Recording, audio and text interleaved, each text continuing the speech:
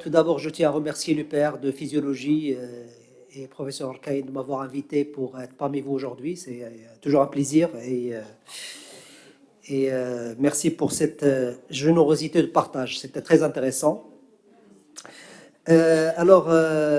Cette session que nous avons le plaisir, professeur Tahir et moi, de modérer, c'est sous forme de 2 ateliers interactifs qui sont animés par des collègues de l'UPR de physiologie. Donc, c'est sur 2 heures. On va essayer de respecter le temps imparti et faire mieux si c'est possible. 1h30, voilà. Donc 1h30, c'est le temps qui nous est imparti. Donc on va essayer d'être dans les temps et je sollicite et je demande aux intervenants de respecter le temps. Donc on va peut-être commencer par la première présentation qui est intitulée « Envie d'approfondir vos connaissances sur les explorations fonctionnelles du muscle strié squelettique. Let's go ». Présenté par les professeurs Mina Agro et Fatine Krombi. Donc, la parole est à vous. Bonjour, chers maîtres, chers collègues. Nous tenons à vous présenter aujourd'hui un atelier qu'on espère être pratique et interactif. Pardon. Voilà, donc il est intitulé « Est-ce que vous voulez apprendre... Est-ce que vous voulez approfondir vos connaissances sur les explorations fonctionnelles du muscle strié squelettique ?» Comme j'ai dit, aujourd'hui, on va présenter un atelier interactif sur l'exploration fonctionnelle du muscle strié squelettique. Donc, nous proposons de commencer avec des QCM. Comme ça, on attire un petit peu votre attention et on va sur un mode un peu interactif. Et on a proposé avec l'équipe de travail d'offrir un hand grip, c'est un cadeau qui va dans le même thème de la présentation, pour le participant qui aura le score le plus élevé.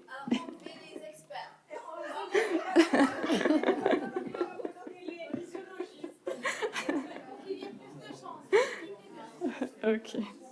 Il y a aussi la question de rapidité. Donc, oui, il faut noter que plus vous êtes rapide, plus votre score sera plus haut. Donc, voilà. Vous avez scanné on va vous montrer. Donc, on va commencer par une petite question d'échauffement. Voilà. On va scanner le QR code. Donc, je vous invite à scanner le QR code de la présentation. Comme vous pouvez voir, l'équipe de travail qui a veillé sur ce projet. Si tout le monde a scanné, je vous laisse encore quelques instants. Il faut scanner, Madame Arkaï. Il faut le garder au laboratoire. Mais c'est... Problème. Donc, je vais commencer par une question d'échauffement. Ce n'est pas une vraie question. Tout le monde est prêt. On a 18 participants, à ce que je vois. Voulez-vous approfondir vos questions sur les explorations fonctionnelles du muscle strié squelettique? Donc oui, je suis très intéressée. Pourquoi pas? Ça pourrait être utile. Non, je maîtrise déjà le sujet. Ou non, je ne vois pas l'intérêt de cet atelier et de l'exploration fonctionnelle du muscle. Il y a 20 secondes par question. Voilà, donc on voit que presque la totalité ou tout le monde est intéressé ou très intéressé pour explorer avec nous le monde du muscle strié squelettique. On revient à notre présentation. Donc, quand on parle d'évaluation fonctionnelle du muscle strié squelettique, la première question qui vient à l'esprit, pourquoi je vais explorer ou dans quel intérêt? Donc, dans quel intérêt pour le sujet âgé et le sujet jeune? Le sujet âgé, ça revêt un intérêt majeur dans l'évaluation de la perte de la masse musculaire. Ça a aussi un intérêt pour dépister la sarcopénie et prévenir le risque de chute et de fracture et maintenir bien sûr une autonomie, améliorer la qualité de vie du sujet âgé. Pour le sujet jeune, il y a aussi un intérêt qui est principalement dans l'optimisation de la performance sportive pour détecter les déséquilibres ou les faiblesses musculaires et prévenir les blessures, améliorer la posture. Donc, deuxième question qui nous vient à l'esprit, qu'est-ce que je vais évaluer? Quels paramètres chez le sujet jeune et chez le sujet âgé? Donc, les principaux paramètres à évaluer dans l'exploration fonctionnelle des muscles striés squelettiques et la force musculaire. Il y a aussi la masse musculaire et la performance musculaire. Après, on va voir comment on va évaluer ces trois paramètres. Donc, commençons déjà par la force musculaire. Les deux tests validés qu'on va présenter aujourd'hui, c'est le test de levée de chaise, qui explore la force musculaire des membres inférieurs, et le test ou le hand grip test qui va explorer la force musculaire des membres supérieurs. Nous allons commencer par l'évaluation de la force musculaire par le test de levée de chaise. Donc, le test de levée de chaise, c'est une méthode simple, rapide, efficace. Elle est accessible, peu de matériel, une chaise, un chronomètre. Et elle permet d'évaluer, comme on a dit, la force musculaire des membres inférieurs. Donc voilà, parce que ici, le test de levée de chaise, c'est un test surtout réservé pour le sujet âgé. Donc vous voyez avec nous le premier volontaire, Monsieur Behsein, qui a eu la gentillesse de venir et consacrer du temps aux dépens de sa famille et ses occupations et passer plusieurs journées avec nous pour effectuer différentes vidéos et photos pédagogiques. Donc je vais expliquer rapidement le déroulement du test de levée de chaise avant de voir la vidéo détaillée. Donc, s'il faut savoir, il faut commencer, on va installer la personne sur une chaise, les pieds plats au sol, les genoux fléchis à 90 degrés, les bras croisés sur la poitrine. On va demander aux patients ou aux participants de se lever et s'asseoir 5 fois de suite, aussi rapidement que possible. Et après, l'évaluateur note le temps total pris pour effectuer ces 5 levées. Donc, on passe à une vidéo démonstrative.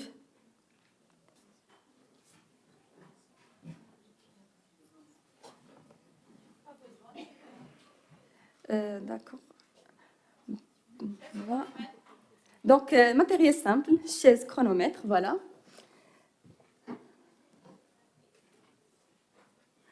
On demande à M. Behsein de s'asseoir.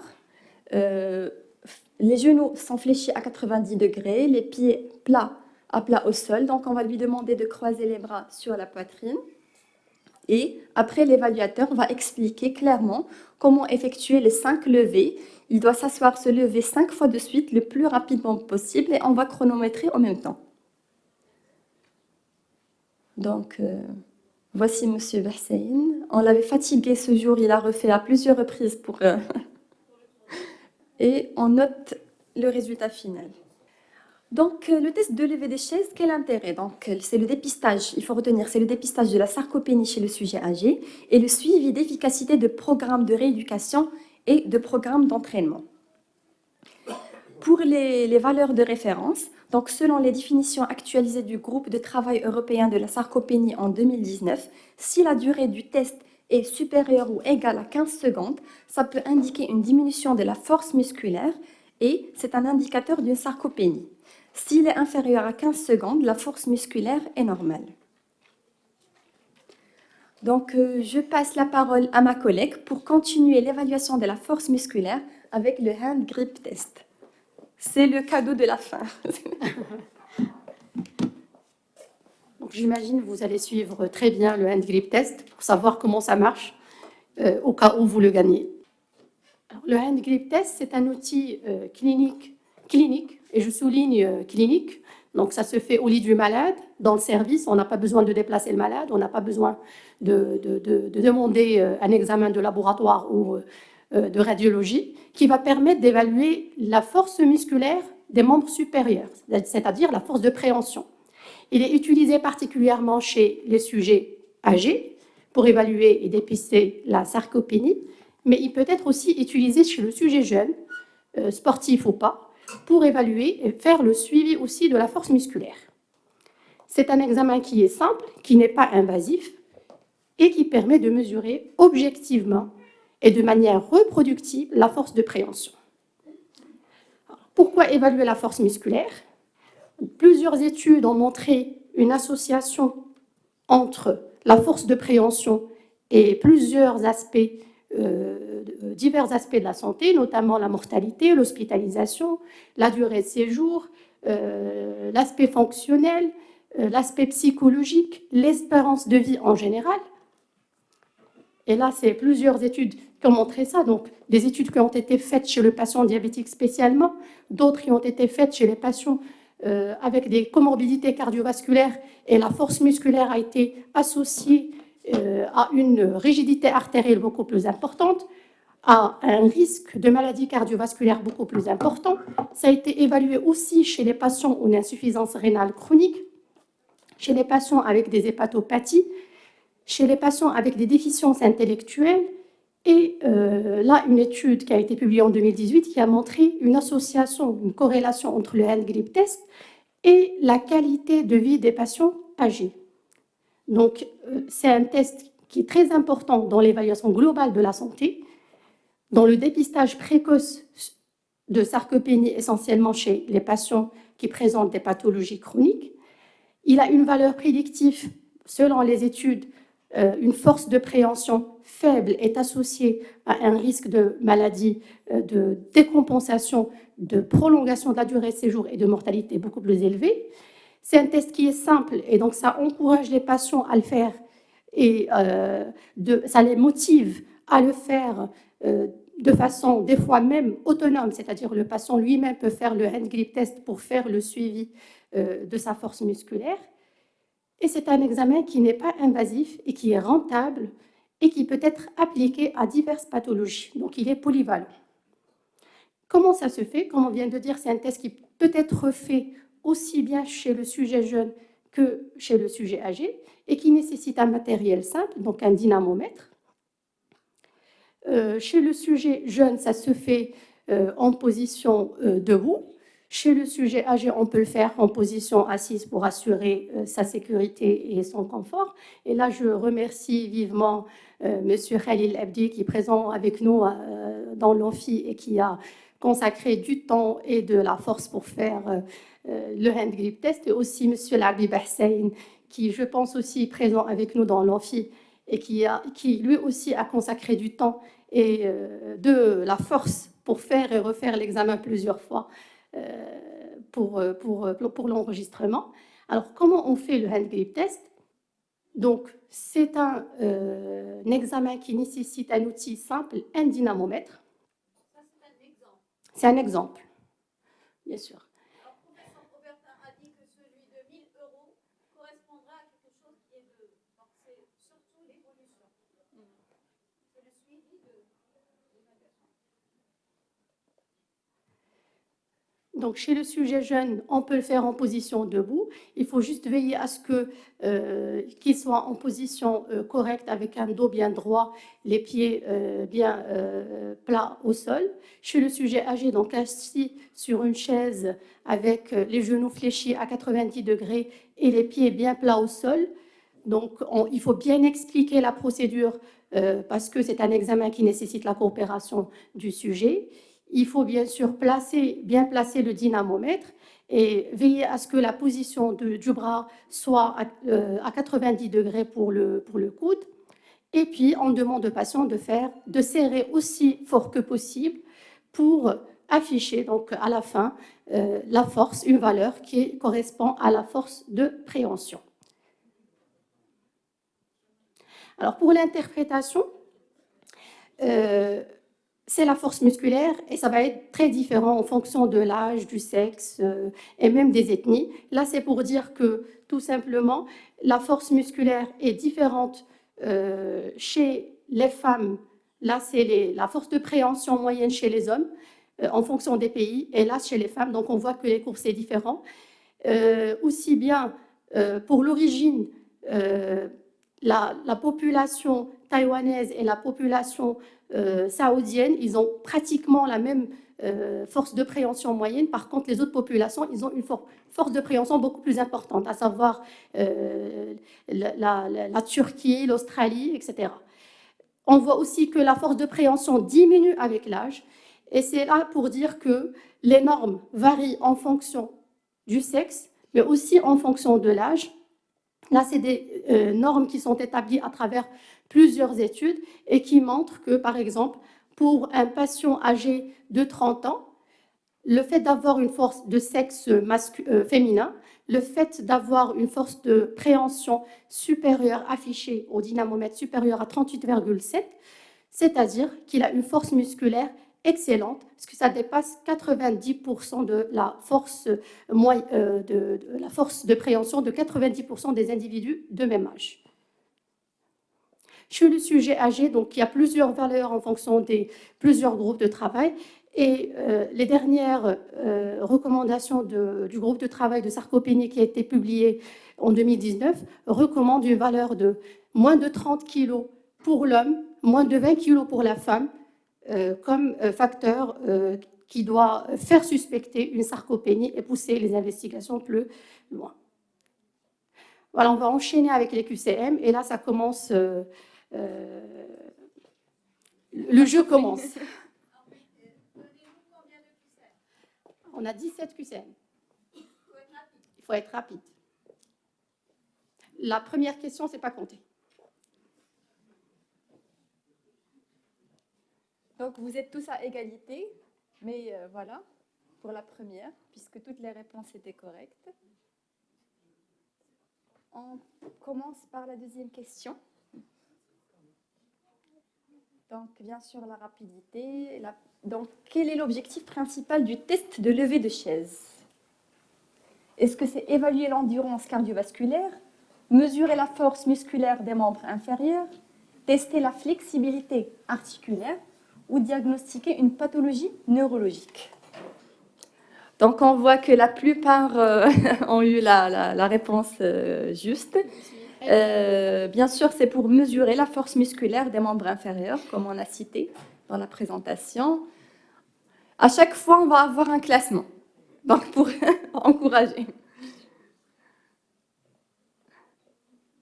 Je crois qu'il n'y a pas une grande différence maintenant entre les participants. On continue les QCM. Voilà, 26 personnes sont prêtes.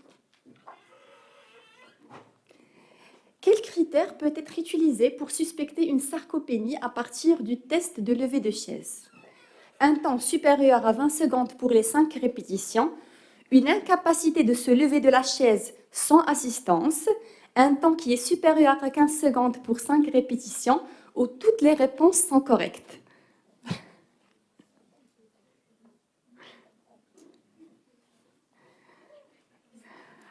Donc, toutes les réponses sont correctes parce que, comme on avait présenté un temps supérieur à 15 secondes, oui.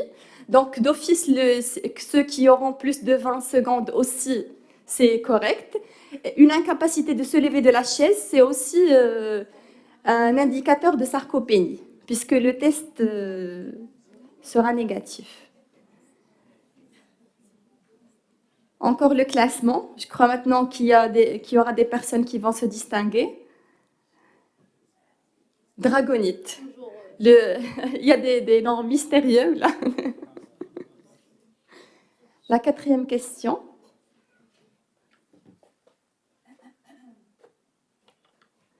Le test de levée de chaise est particulièrement utile pour le dépistage de la sarcopénie, le suivi d'une rééducation, l'évaluation des risques de chute. Toutes les réponses ci-dessus sont correctes. Donc, 15 d'entre vous ont eu la réponse correcte, effectivement, pour le dépistage de la sarcopénie, pour suivre un programme de rééducation et aussi pour évaluer les risques de chute. Draconite reste parmi les premiers. Mais je connais exactement. Ou c'est qui ou c'est elle. Donc, la 5e question, on va essayer d'aller rapidement. Donc, quel facteur pour fausser le résultat du test de levée de chaise? La taille de la chaise, l'état cognitif du patient, une douleur au membre inférieur, ou toutes les réponses sont correctes. Donc, là aussi, toutes les réponses sont correctes. 6e question. Quel est le seuil diagnostique de la force musculaire de préhension indiquant un risque de sarcopénie chez l'homme? Moins de 30 kg, moins de 20 kg, moins de 40 kg, moins de 25 kg. Donc là aussi, 18 réponses correctes. Et on imagine que Dragonite est toujours... faut passer. En réhabilitation, une amélioration des résultats au hand grip test peut indiquer une augmentation de la force musculaire dans tout le corps, une récupération musculaire ou fonctionnelle réussie, une amélioration de la capacité pulmonaire ou une amélioration de la souplesse. 13 réponses positives. Donc, au cours de la réhabilitation, une amélioration du résultat du hand grip test témoigne d'une récupération musculaire ou fonctionnelle réussie.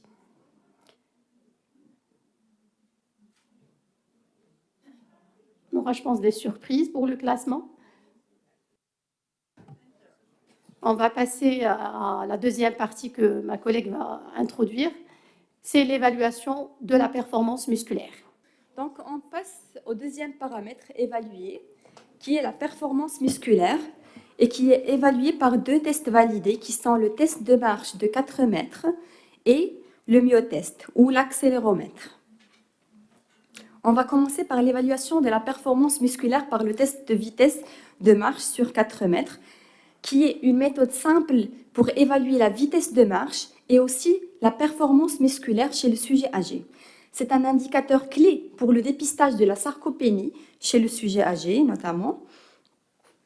Ce test revêt plusieurs avantages. Il est simple, rapide, il ne nécessite pas d'équipement sophistiqué et il permet d'évaluer la condition physique générale et détecter les signes précoces du déclin fonctionnel. Ce test a aussi des limites, qui sont les facteurs non liés à la sarcopénie qui peuvent influencer les résultats du test, notamment les troubles articulaires et neurologiques. Je vous invite à regarder ensemble la vidéo faite par l'équipe de travail pour l'évaluation musculaire par le test de marche de 4 mètres chez le sujet âgé. Donc, premièrement, on a besoin juste d'un ruban de 4 mètres, un chronomètre. On explique clairement au sujet âgé qu'il doit marcher avec une vitesse normale tout au long des 4 mètres. Et en même temps, l'évaluateur va chronométrer ce test. Donc, comme vous avez vu, c'est un test simple. Et on va voir le résultat et l'interpréter par la suite. Voilà.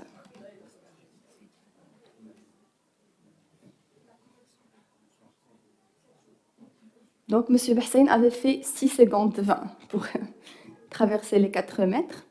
Donc là, l'évaluateur est en train d'expliquer et rassurer le patient.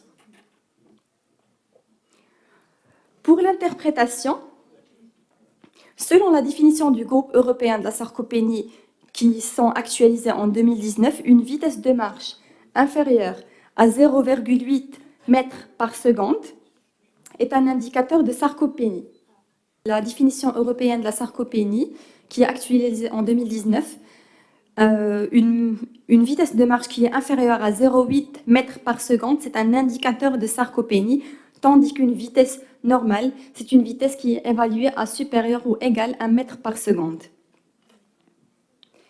Je passe la parole à ma collègue pour l'évaluation de la performance musculaire par accélérométrie.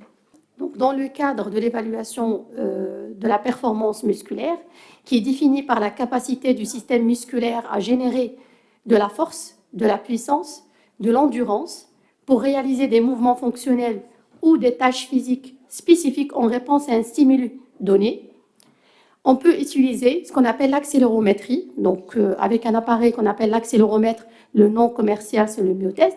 Donc c'est un examen qui est basé sur l'accélérométrie, c'est-à-dire une mesure objective et reproductible des paramètres essentiels de la performance musculaire, qui sont la hauteur, la force, la puissance et la vitesse. Donc l'appareil, comme vous le voyez sur l'écran, c'est un petit appareil qui est léger, qui est accompagné d'un logiciel qui permet d'offrir la possibilité d'analyse biomécanique de l'activité musculaire et une mesure tridimensionnelle du mouvement, que ce soit le saut pour le sujet jeune ou bien le passage de la position assise à la position debout chez le sujet âgé, comme on va voir sur la vidéo tout à l'heure. C'est un appareil qui va capter les accélérations verticales pour calculer la hauteur du saut et mesurer la force appliquée au sol à partir des variations d'accélération. Généralement, elle est utilisée chez les patients, chez les sujets sportifs pour évaluer leur performance musculaire, mais il peut être aussi utilisé chez l'adulte non sportif et chez le sujet âgé, toujours pour évaluer la performance musculaire. Il a plusieurs intérêts cliniques, notamment l'évaluation et le suivi des performances musculaires chez le sujet jeune et le sujet âgé, à savoir dans le cadre des troubles neuromusculaires pour identifier certains déficits spécifiques ou dépister précocement la sarcopénie, comme il peut être utilisé pour optimiser les programmes de réhabilitation. Dans l'entraînement sportif, ça peut être utilisé dans l'optimisation des performances, améliorer la puissance, la vitesse en adaptant les exercices physiques, prévenir les blessures par la rééducation fonctionnelle ou la rééducation fonctionnelle post-blessure, et surtout pour individualiser les programmes d'entraînement sportif. C'est très utilisé en recherche pour évaluer donc, les performances musculaires par des études comparatives, sujets jeunes, sujets âgés, sujets actifs, sujets sédentaires, explorer les effets de certains traitements et programmes de rééducation et pour valider certaines interventions. Alors, pour la réalisation, là aussi, on a utilisé ce test aussi bien chez un jeune sportif et je remercie énormément Dr Bouchouata Yassir pour ses efforts et pour sa présence. Notre photographe, oui, très polyvalent, donc il était avec nous depuis le début. Il fait partie du comité d'organisation, il a participé par ses efforts aussi bien pour réaliser les vidéos que prendre des photos pour toutes les tous les enregistrements. Il a participé aussi donc, pendant toutes les journées pour l'enregistrement des podcasts. Je vous remercie au nom de toute l'équipe, Dr Bouchouata Yassir. Donc, pour réaliser le test, on a besoin de ce petit appareil avec une ceinture qu'on va mettre autour de la taille. Donc, l'évaluation chez le jeune se fait selon un protocole bien établi. Donc, on va mesurer les paramètres qu'on vient de citer, à savoir la hauteur, la vitesse, la puissance et la force lors d'un saut contre-mouvement. Le sportif va devoir effectuer un saut vertical, mais après avoir amorcé une flexion rapide sur les genoux, c'est-à-dire avant de faire le saut, il va fléchir les genoux pour amorcer la flexion et puis il va faire le saut vertical. Le saut accroupi, donc la position de départ elle est différente et le sportif va commencer en position accroupie, sans mouvement, et il va effectuer un saut vertical maximal. Et puis le saut réactif, le sportif va effectuer une série de sauts successifs avec un taux minimal au sol. Et pour chaque type de saut, on va faire 5 essais. Donc voici la vidéo qui illustre l'évaluation accélérométrique de la performance chez le jeune sportif. Donc il faut bien expliquer les différents sauts au sujet, le saut contre-mouvement, l'accroupi et le saut réactif. Bien serrer donc la ceinture autour de la taille et mettre